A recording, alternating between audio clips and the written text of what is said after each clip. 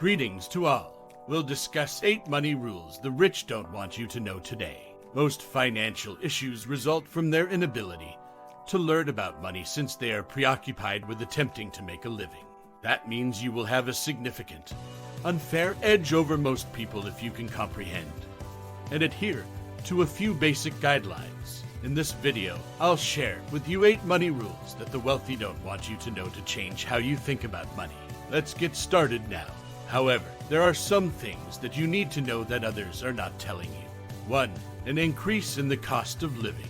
After graduating, I began working as an engineer for John Deere.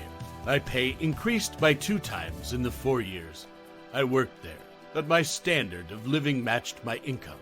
I, therefore, had little in the way of savings when I departed. For the majority of individuals, this is a huge issue, and that is why they find it difficult to achieve financial security and freedom. You see, without savings, you have no cushion to absorb the shock of an unanticipated increase in spending or a decrease in income. That's not all, though. If you don't have any money, you can't even consider taking an extended leave of absence from your job to try something new, such as changing careers or starting a business. Additionally, you cannot invest, which is the key to long-term prosperity and wealth. Furthermore, it's simple to raise your expenses. However, you quickly adjust to better and more opulent lifestyles. Eventually, cutting your spending will be too painful.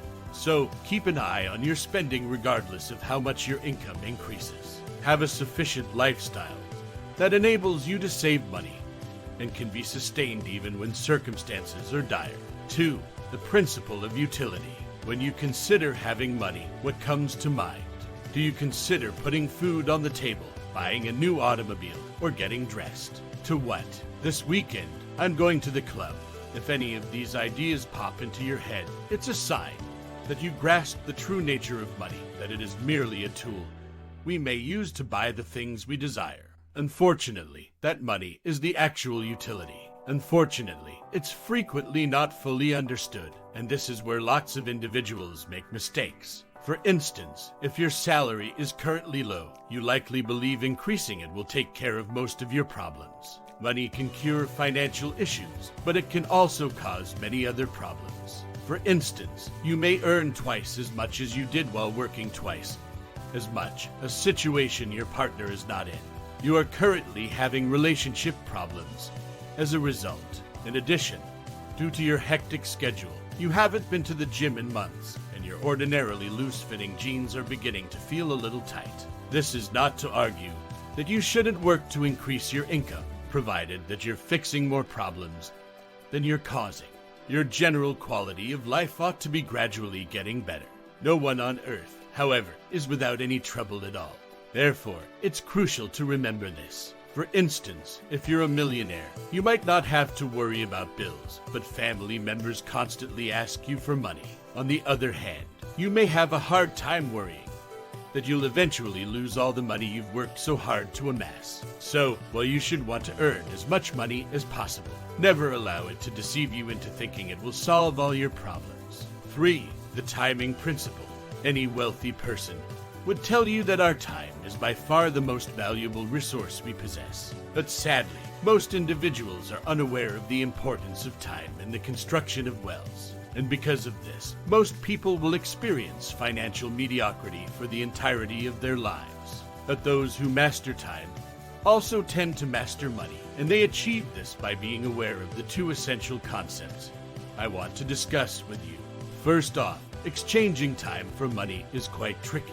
When you are only exchanging your time, that is when trading occurs, while only 24 hours per day are available, and you're making an absurd amount of money every hour. Making a 6-figure salary on your own may be challenging, but of course, that assumes you want to become wealthy and create a pleasant life before entering adulthood. The second issue with time is that as we become older, we often have less of it available to devote to earning money. For instance, I had no trouble working 14 hours a day when I was young and unmarried. However, time is not a resource you can utilize to get wealthy once you begin to have homeowner and relationship duties or add children to the equation. Because of this, when seeking to create, the wealthiest among us go beyond their 24-hour period. The most affluent individuals on the Forbes list are all business owners who have benefited from the time, money, and skills of others. This is not an accident. Does this indicate that you have a flawed understanding of time? In no way. All of this suggests that to become wealthy, you must recognize the importance of time in accumulating wealth.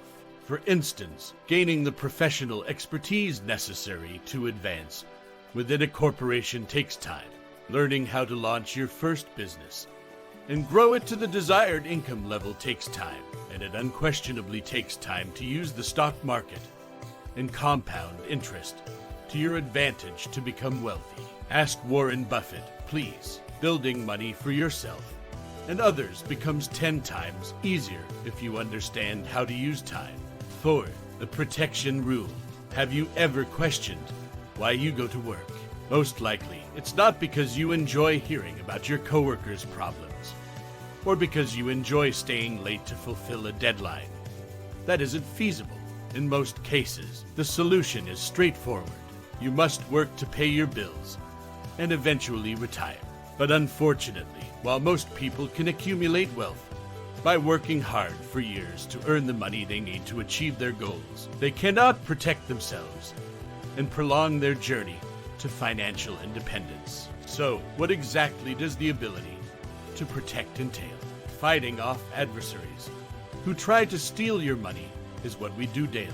The trip your wife has been pleading with you to take will consume 3 years' worth of savings. It's the opulent house that your parents anticipate you purchasing to preserve the family name. You're hoping a $50,000 car will bring some excitement back into your life.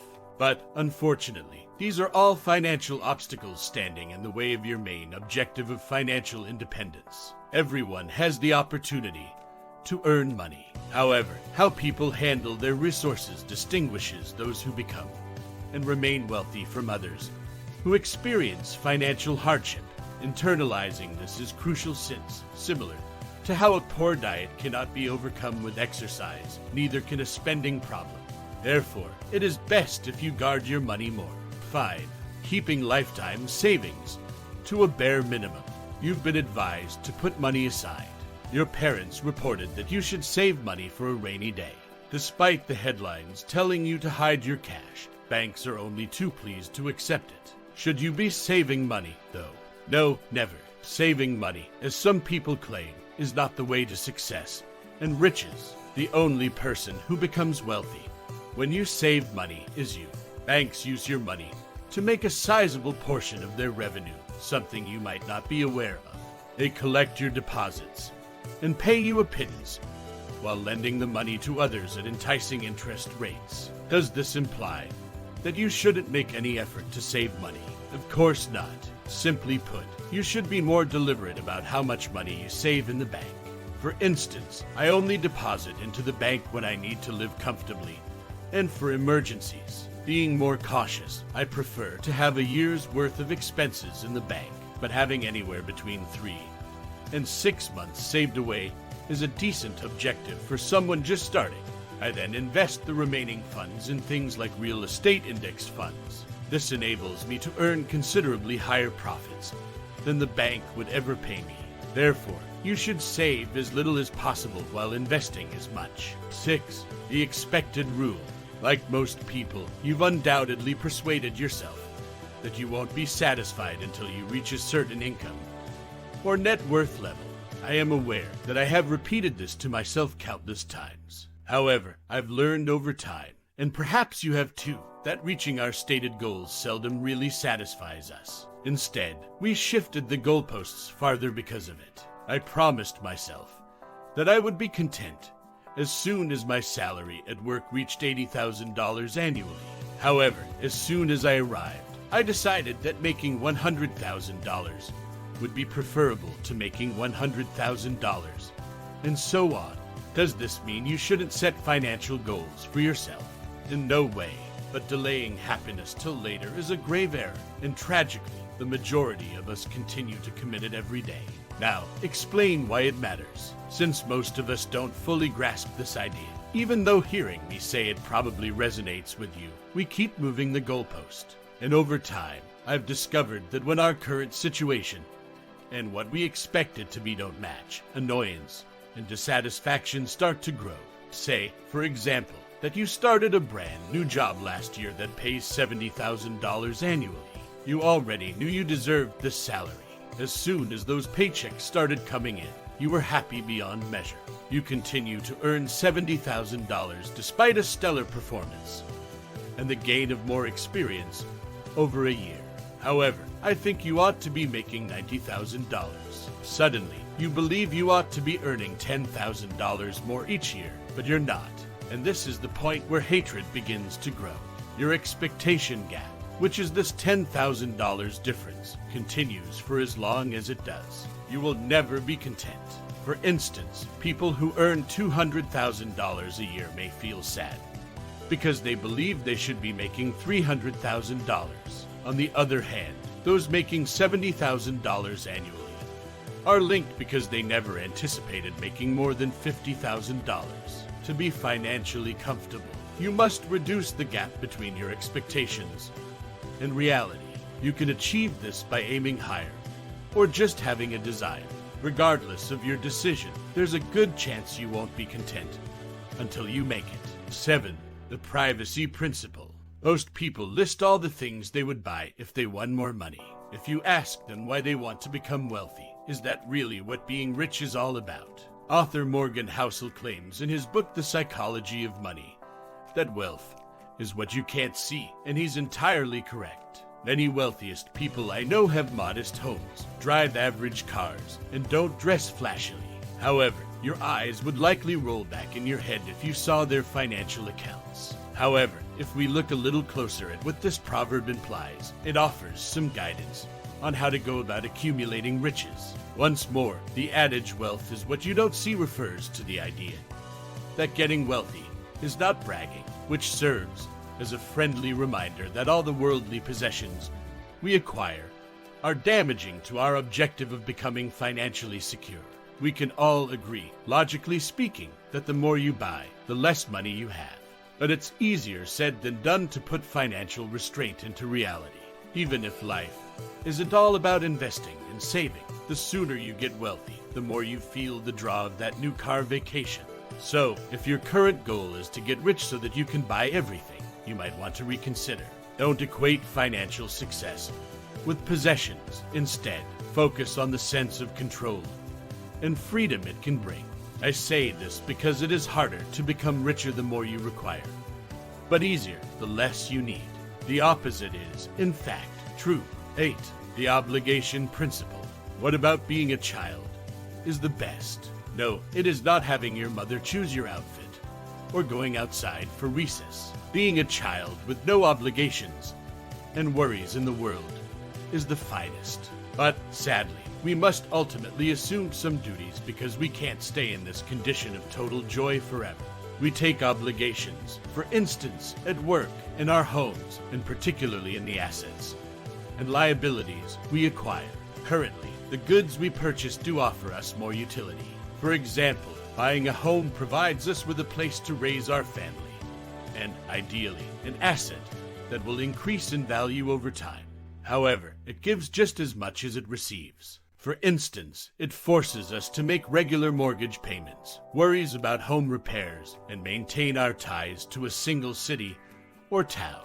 This is an absurd instance of productive debt, which is the crazy part. The upside is nearly zero compared to other obligations, like credit card debt. At best, you get a minor convenience, but you also have to deal with continuing interest fees and repayments, which reduces your financial flexibility a little more.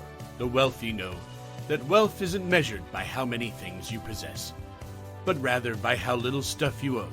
In other words, how liberated you determine your level of riches. And while it's lovely to have an excellent automobile and a huge house, they suddenly reduce your level of wealth no matter how easily you can afford them when they start limiting your daily activities or forcing you to live in a particular manner. As a result, your goals should be to free yourself from financial ties, pay off your college loans, and pay off your credit cards to feel wealthy regardless of your financial situation. Attempt to become mortgage-free, and whenever you accomplish these objectives, you'll feel significantly more affluent than you do right now. The video has now come to an end. Enjoy your day, and thanks so much for watching. All the best.